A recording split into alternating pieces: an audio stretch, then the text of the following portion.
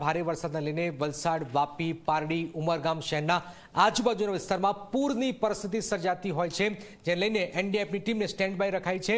વલસાડ ખાતે પૂરની સંભવિત પરિસ્થિતિને પહોંચી વળવા માટે રાજ્ય સરકારે એક એનડીઆરએફની ટીમ મુકાઈ છે। વલસાડ ખાતે એનડીઆરએફની ટીમે નીચાણવાળા વિસ્તારોની સ્થળ મુલાકાત લીધી।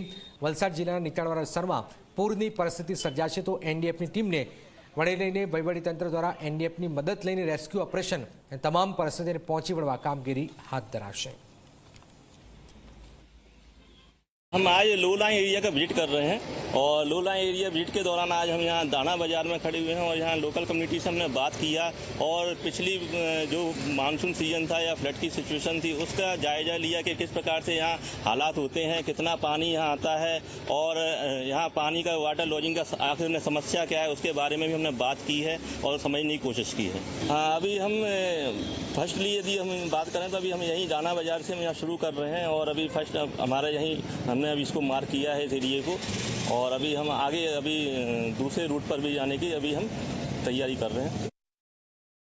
हवामान विभाग द्वारा वलसाड जिल्लाમાં ભારે વરસાદની આગાહી કરવામાં આવી છે, ત્યારે વલસાડ જિલ્લામાં એક એનડીઆરએફની ટીમ સ્ટેન્ડ બાય રાખવામાં આવી છે। હાલ આપ જે પ્રમાણે દ્રશ્યોમાં જોઈ શકો છો કે એનડીઆરએફની ટીમ દ્વારા જે સ્થાનિક લોકો છે, જે પૂરગ્રસ્ત વિસ્તારના લોકો છે અને જે વેપારીઓ છે તેઓ સાથે ચર્ચા કરવામાં આવી રહી છે। સાથે સાથે જો વાત કરવામાં આવે તો અહીં આગળ દર વર્ષે જે રીતે ભારે વરસાદ પડતો હોય છે અને ભારે વરસાદ બાદ જે પૂર હોય તે પૂર આવતી હોય છે તેને લઈને અહીં આ વિસ્તારમાં પાણી ભરાઈ જતા હોય છે, તેને લઈને જે એનડીઆરએફની ટીમ છે તેમના દ્વારા જે નીચાણવાળા વિસ્તારો છે ત્યાં આગળ પેટ્રોલિંગ કરવામાં આવ્યું હતું। સાથે સાથે જે અહીંના સ્થાનિક લોકો છે તેઓ સાથે ચર્ચા કરવામાં આવી હતી કે જે રીતે પૂર આવે છે અને કઈ રીતે પાણી ભરાય છે અને કઈ રીતની પરિસ્થિતિ થાય છે, સમગ્ર પરિસ્થિતિનો ત્યાગ છે તે એનડીઆરએફની ટીમ દ્વારા મેળવવામાં આવી રહ્યો છે। એનડીઆરએફના જે કમાન્ડર છે તેમના દ્વારા જે સમગ્ર પરિસ્થિતિને પહોંચી વળવા માટે જે અહીંના સ્થાનિકો સાથે વાત કરીને જે તમામ પરિસ્થિતિનો ત્યાગ મેળવવામાં આવી રહ્યો છે। જે રીતે હવામાન વિભાગ દ્વારા વલસાડ જિલ્લામાં જે ભારે વરસાદની આગાહી કરવામાં આવી છે તેને લઈને રાજ્ય સરકાર દ્વારા એક એનડીઆરએફની ટીમને વલસાડ જિલ્લામાં સ્ટેન્ડ બાય રાખવામાં આવી છે।